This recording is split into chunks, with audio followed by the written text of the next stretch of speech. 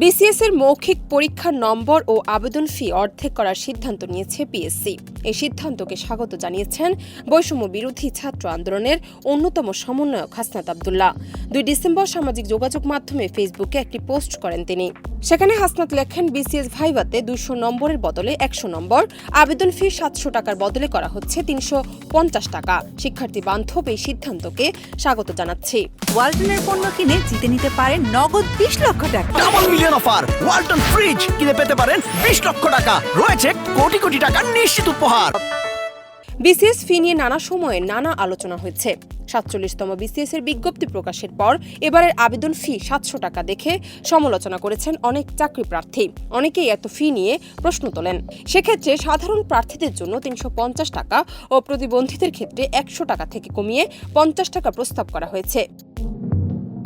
BCS এর মৌখিক পরীক্ষার নম্বর ও আবেদন ফি অর্ধেক অর্থাৎ 350 টাকার প্রস্তাব করেছে সরকারি কর্ম কমিশন। বর্তমান নিয়ম অনুযায়ী 200 নম্বরে পরীক্ষা নেওয়া হয়।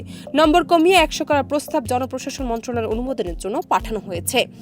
মন্ত্রণালয় অনুমোদন দিলে এটি চূড়ান্ত করা হবে। 44তম বিসিএস থেকে নতুন নিয়ম কার্যকর করা হবে। জান্নাত নিপু, দেশ রূপান্তর।